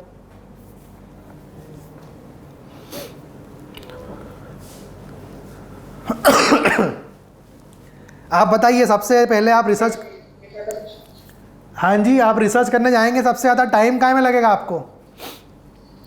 पेपर कलेक्शन करेंगे, उनसे स्टडी करेंगे, है ना। पेपर कलेक्शन करना, टॉपिक सिलेक्ट करना, फिर उसके बाद में उसका डाटा कलेक्ट करना, फिर उसके बाद में पहले तो स्टडी एरिया सिलेक्ट करना है कि स्टडी एरिया क्या सिलेक्ट करें, इंदौर, भोपाल, उज्जैन, पूरा मध्य प्रदेश, पूरा इंडिया, क्या सिलेक्ट करें। तो सबसे टाइम कंज्यूमिंग वाली चीज़ें ये है। और कहीं ना कहीं कंप्यूटर हमारे को बहुत हेल्प करता है। ठीक है ना, क्योंकि कंप्यूटर कहीं ना कहीं बहुत एम्पिरिकल फेस में बहुत मदद करता है। और एम्पिरिकल फेस क्या क्या है? Data collection, data editing, data management. ठीक है ना, एनालिसिस पार्ट जो है आपका इसके पहले वाले में कवर हो गया, यहाँ पे कलेक्शन वाला पार्ट कवर हो रहा है ना। तो ये बहुत लेबोरियस चीज़ है और इसको बहुत आसान कर दिया है कहीं ना कहीं हमारे कंप्यूटर ने। ठीक है ना, उसके बाद भी आप यहाँ नीचे देखो, to do this the researcher in conjunction with the statistician and programmer will convert the data into Microsoft Word and Excel spreadsheet. वही वाली बात कि बहुत सारी चीज़ें, अब जैसे मान लो 30 साल का डाटा है, अब वो 30 साल के डाटा का यदि मैं मीडियन और स्टैंडर्ड डेविएशन निकाल लूँगा तो मेरे को ये समझ में आ जाएगा कि डिकेड वाइज क्या डेविएशन हो रहा है डाटा के अंदर। समझ पा रहे हो? डिकेड वाइज मतलब पहले 10 साल में क्या हुआ, दूसरे 10 साल में क्या हुआ, तीसरे 10 साल में क्या हुआ, ये सब आप आसानी से एक्सेल शीट पे कैलकुलेट कर सकते हो। ठीक है ना, बहुत सारे सॉफ्टवेयर भी अवेलेबल होंगे अब अपने पास में। ठीक, फिर ये क्या हो गया, एनालिटिकल फेस हो गया, जहाँ पे आपने जो डाटा को कलेक्शन किया, डाटा को इंटरप्रीट किया, डाटा को रिप्रेजेंट किया एम्पिरिकल फेस में, उसको अब आपको एनालाइज करना है। SPSS NCSS, पास, स्टेट, सिस्टा, ये बहुत सारे सॉफ्टवेयर हैं जो जनरली यूज़ होते हैं, जिसमें हम लोग हमारा जो डाटा कलेक्शन है उस डाटा कलेक्शन को एनालाइज करते हैं और वैलिडेट करते हैं।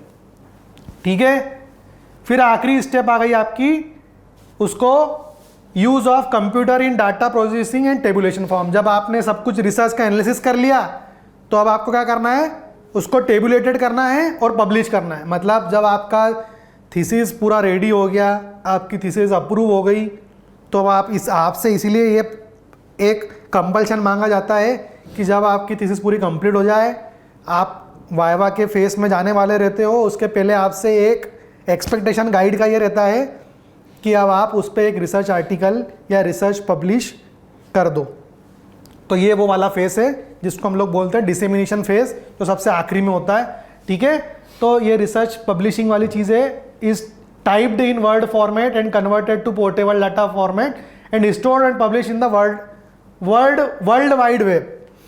ठीक है ना, तो ये बहुत सारी चीज़ें हैं, ये अलग अलग चीज़ें इसमें अवेलेबल है। ठीक है, ये सॉफ्टवेयर के बारे में बताया हुआ है, SPSS के बारे में, कि data processing and analysing using SPSS, ये पूरा इसमें बताया हुआ है।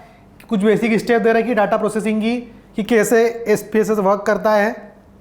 तो अब मैं आपको SPSS के बारे में इतना तो डील नहीं कर पाएंगे अपन, इसके लिए एक अलग से अपन लेक्चर रखेंगे, है ना। तो इसमें जो मोटी मोटी चीज़ें हैं वो मैं आपको बता देता हूँ। आपको पहले तो आपके पास जो भी डाटा आएगा उसको एक्सेल फॉर्म में आपको इकट्ठा करना पड़ेगा। So first you have to collect your data and that convert it into Excel और Word format, and after that you will use this Excel data in SPSS। जब आप उसको SPSS में यूज़ करेंगे, फिर नेक्स्ट स्टेप क्या है, आपको उसको एनालाइज ही करना है। अब एनालाइज करना है तो सबसे पहले आपको ये देखना पड़ेगा कि आपको क्या क्या स्टेटिस्टिकल पैरामीटर एनालाइज करने होते हैं, कौन कौन से टेस्ट लगाने हैं, कौन से टेस्ट लगाने से मेरा डाटा वैलिडेट हो जाएगा। ठीक है ना, तो वो डाटा है, वो एनालिसिस ही करूँगा मैं, वही टेस्ट लगाऊंगा। ठीक है, कौन कौन से वेरिएबल का एनालिसिस करूँ, एग्जामिनेशन ऑफ द आउटपुट, उसका आउटपुट है ना, क्या एग्जामिन किया आपने, क्या निकाला, क्या आपने जो डाटा लिया था क्या वो सही था, उसका रिजल्ट सही आया, क्या उसका हाइपोथेसिस पास हो गया या उसका हाइपोथेसिस फेल हो गया। यदि पास हो गया तो आपका हाइपोथेसिस जो है वो करेक्ट है, आपका डाटा जो है वैलिडेट है। लेकिन यदि आप हाइपोथेसिस ही आपका गलत हो गया, है ना, नल हो गया, तो फिर आपका जो हाइपोथेसिस है वो रिजेक्ट हो जाएगा। ठीक है, तो इस तरीके से हम लोग इन चीज़ों के बारे में अभी अपन पढ़ेंगे डिटेल में, क्योंकि अभी मैं स्क्रीन में पढ़ा रहा हूँ आपको, यहाँ पे मेरे पास में SPSS का सॉफ्टवेयर नहीं है ना, ना मेरे पास में दूसरा कोई सॉफ्टवेयर अवेलेबल है, नहीं तो मैं आपको यहाँ पे 1 बाय 1 स्टेप बताता।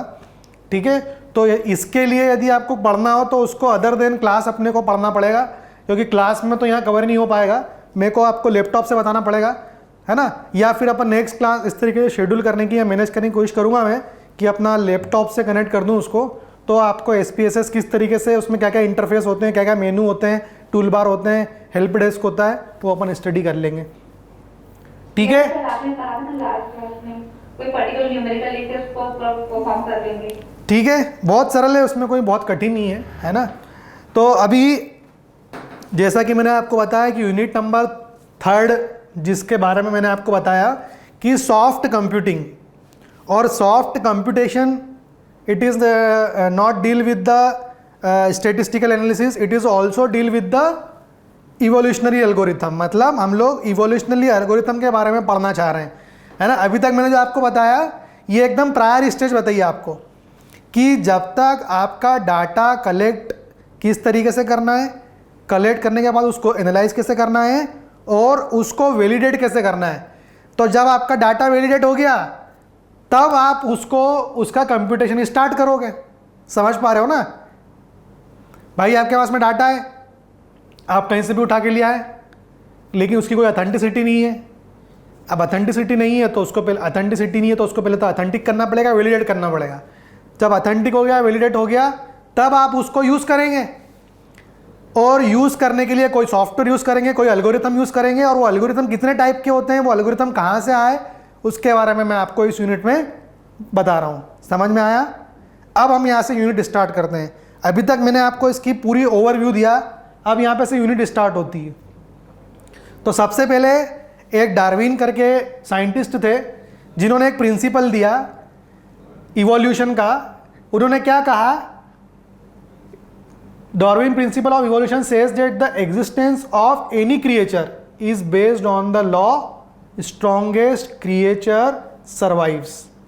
मतलब उन्होंने ये कहा कि किसी भी चीज़ का एग्जिस्टेंस है ना, इस दुनिया में सर्वाइव कौन कर पाता है, जो स्ट्रॉन्गेस्ट क्रिएचर जो होता है वही सर्वाइव कर पाता है ना। छोटे मोटे जीव जंतु तो सर्वाइव कर ही नहीं कर पाते हैं, ठीक है ना।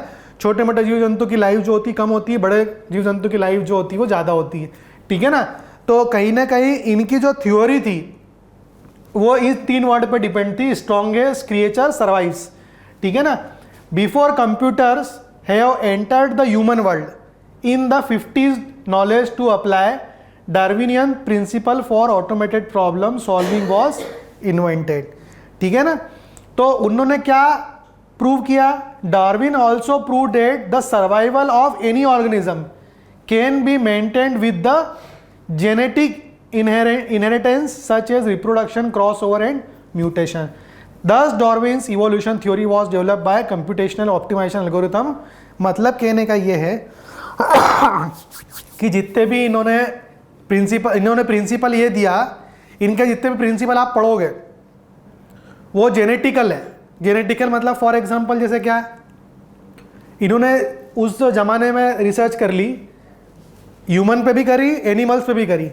जैसे फॉर एग्जांपल आप देखते होंगे कि आपके घर में किसी को शुगर है ना, तो अब वो शुगर जो है वो पहली पीढ़ी में चली, दूसरी पीढ़ी में भी आ रही, तीसरी पीढ़ी में भी आएगी, चौथी पीढ़ी में भी आएगी, because it is a genetical phenomena. समझ पा रहे हो? ऐसे ही जो जेनेटिक होता है एनिमल्स में भी यही होता है। जैसे फॉर एग्जांपल हम लोग भी पहले क्या थे, हम लोग पहले क्या थे, एप थे, है ना। फिर वहाँ से धीरे धीरे धीरे धीरे धीरे धीरे हम लोग, हमारा एडवांसमेंट हुआ, समथिंग लाइक दैट, है ना। तो वैसी चीज़ें क्या है, जेनेटिक। तो जेनेटिक इनहेरिटेंस के बारे में उन्होंने समझा और उसी के बारे में थ्योरी दी और उसी के बारे में ही एल्गोरिथम डेवलप करे, ठीक है ना। तो ये एक रियल वर्ल्ड फिनोमिना है ना। तो ये फिनोमिना बहुत एक हद तक डेवलप हो चुका है और आप ये आपकी स्क्रीन पे एक इसका छोटा सा ओवरव्यू देख रहे होगे। तो जो इवोल्यूशनरी एल्गोरिथम होते हैं वो बहुत सारे टाइप के होते हैं और जनरली वो कैसे होते हैं, ऑप्टिमाइज होते हैं। ऑप्टिमाइजेशन का मतलब क्या, मेरे पास में मान लो 4 चीज़ अवेलेबल है ना।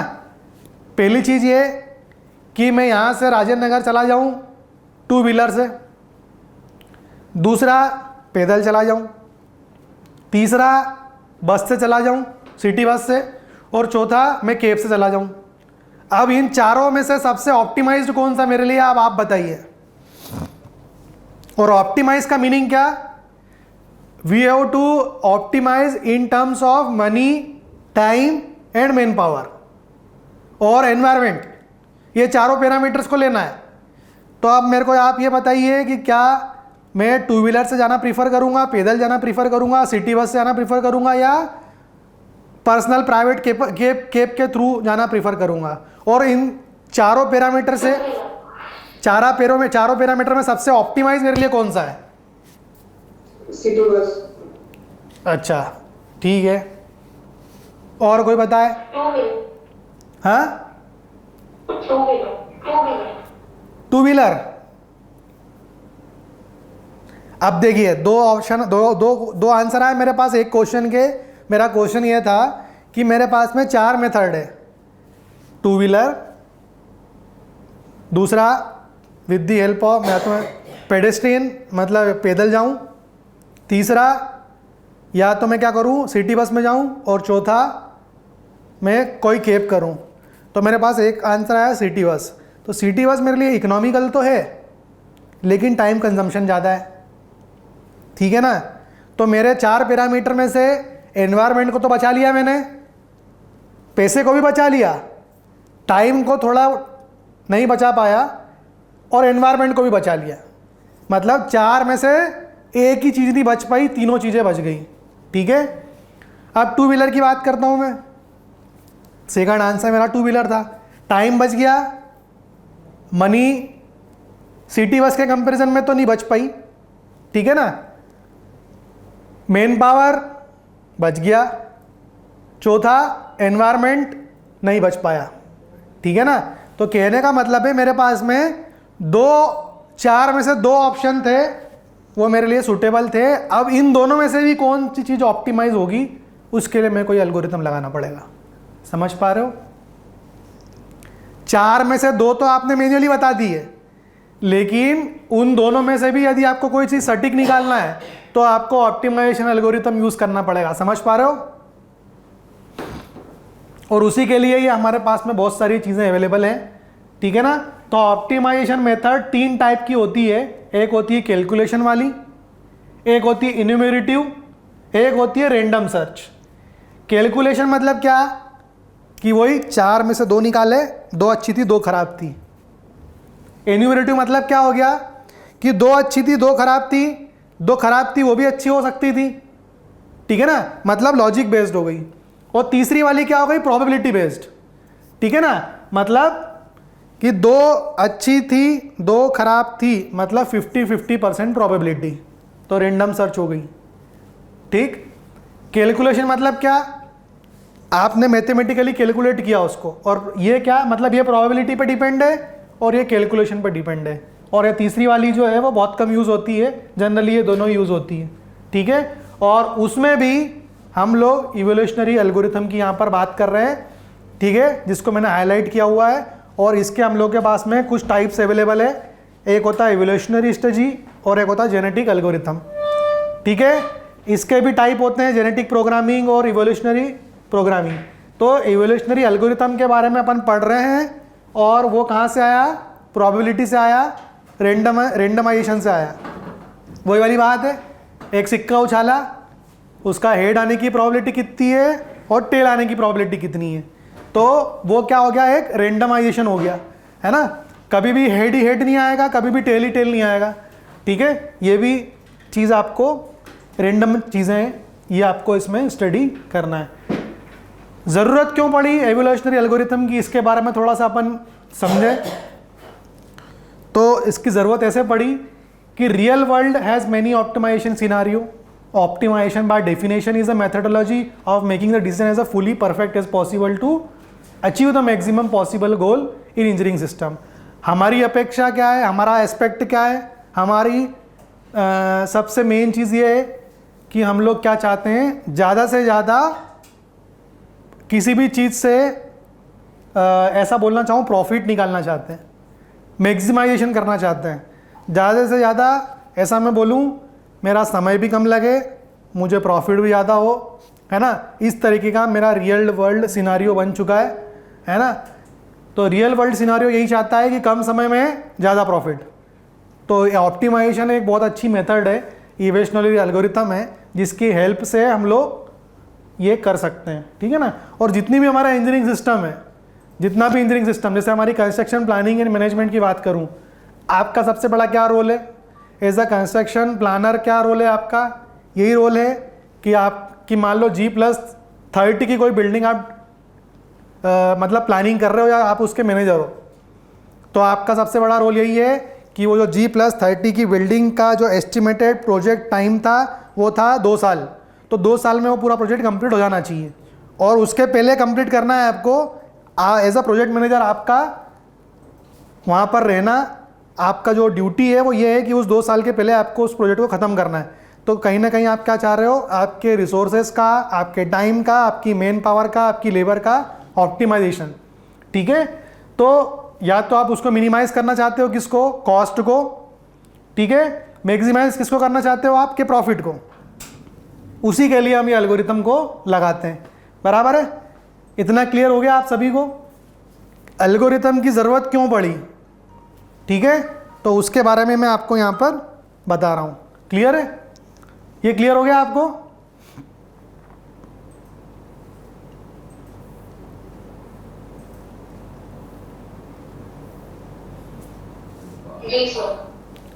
अब आप जब आपकी स्क्रीन पे देखोगे तो अब मैं इतने सारे एल्गोरिथम को समझा नहीं सकता हूँ, इतने टाइप की ऑप्टिमाइजेशन टेक्निक हमारे पास में अवेलेबल है। कितने टाइप की, ये जितनी भी देख रहे हो आप, इसमें देखो ट्रेडिशनल अप्रोच है, linear programming, non linear programming, ये आप पढ़ के आए होगे मैथमेटिक्स में, ठीक है। हम लोग किसकी बात कर रहे हैं, इस इवोल्यूशनरी एल्गोरिथम की बात कर रहे हैं। और उस इवोल्यूशनरी एल्गोरिथम में क्या क्या होते हैं, differential evolution, genetic algorithm, genetic programming, और एक होता है हाइब्रिड इवोल्यूशनरी एल्गोरिथम, ठीक है। उसके अलावा भी बहुत सारे एल्गोरिथम यहाँ पर अवेलेबल है। तो अल्टीमेटली आप जब पूरा स्टडी करोगे, इसकी पीडीएफ में आपको सेंड कर दूंगा, तो ऑप्टिमाइजेशन टेक्निक को प्रिफरेबली 2 पार्ट में बांटा गया है। आपकी स्क्रीन पे आप देख रहे होगे 2 पार्ट में बटी हुई चीज़ दिख रही होगी आपको। एक दिख रहा है आपको ओल्डर अप्रोच या ट्रेडिशनल अप्रोच, और दूसरी दिख रही है आपको मेटा ह्यूरिस्टिक। क्या बोलते हैं इसको, मेटा ह्यूरिस्टिक। और ये आपका, ठीक है। तो आपका जो ऑप्टिमाइजेशनल एल्गोरिथम है या ऑप्टिमाइजेशन टेक्निक है, ये 2 पार्ट में बांट दी है ना। और ये 2 पार्ट में भी आगे इसका सब डिवीज़न करा हुआ है, ठीक है। तो मैंने आज आपको क्या बताया क्लास में, मैंने आपको ये बताया कि हम लोगों को रिसर्च करना है तो सबसे पहले हमको डाटा कलेक्शन करना पड़ेगा। डाटा कलेक्शन करने के बाद में हमको उसको एनालाइज करना पड़ेगा। तो डाटा कलेक्शन के बाद में डाटा इंटरप्रीट भी करना पड़ेगा, और इंटरप्रीट करने के लिए कंप्यूटर का रोल बहुत इंपॉर्टेंट है, और एनालाइज करने में भी कंप्यूटर का रोल इंपॉर्टेंट है। जब आपने क्या कर दिया, उसको कलेक्ट कर लिया, इंटरप्रेट कर लिया, एनालाइज कर लिया, नाउ यू हैव टू, उसमें से अब आपको क्या करना है, ऑप्टिमाइज करना है ना। तो कहीं ना कहीं आप क्या चाह रहे हो, उससे अच्छे से अच्छा रिजल्ट एक्सपेक्ट कर रहे हो। किससे, आपके जो भी आपने एनालाइज कर लिया डाटा को, अब आपको उसको क्या करना है, आपके हिसाब से आपको आपका ऑब्जेक्टिव फंक्शन बनाना है, और उस ऑब्जेक्टिव फंक्शन के हिसाब से, जैसे फॉर एग्जांपल आप कंस्ट्रक्शन प्रोजेक्ट की बात करो, तो टोटल प्रोजेक्ट कॉस्ट आपकी किसके ऊपर डिपेंड करती है, डायरेक्ट कॉस्ट और इनडायरेक्ट कॉस्ट पे और टाइम पे। तो यदि डायरेक्ट कॉस्ट इनडायरेक्ट कॉस्ट है ना कम करूँगा तो मेरी टोटल प्रोजेक्ट कॉस्ट कम हो जाएगी, लेकिन मैं टाइम को बढ़ाऊँगा तो बाकी दोनों चीज़ें भी, मेरी तीनों चीज़ें क्या हो जाएगी, बढ़ेगी। तो कहीं ना कहीं क्या है, मिनिमाइजेशन मैक्सिमाइजेशन ये आपको समझना पड़ेगा, और उसके हिसाब से आपको प्रॉब्लम आइडेंटिफाई करनी पड़ेगी, और उसमें आपको आपके हिसाब से एल्गोरिथम यूज़ करना पड़ेगा। और वो एल्गोरिथम का मैंने आपको यहाँ पे छोटा सा इंट्रोडक्शन दे दिया, तो ये इंट्रोडक्शन जो है वो आपका यहाँ पर क्लियर हो गया, ठीक है। तो आज की क्लास में अपन इसको यहीं पे बाइंड अप करते हैं। नेक्स्ट क्लास में मैं आपको इसका दूसरा पार्ट बताऊँगा, है ना। तो ये वाला पोर्शन आप इस वाले चार्ट को आपके नोट्स में देखिएगा, है ना। फिर अपन इसके बारे में और डिस्कस करेंगे नेक्स्ट क्लास में।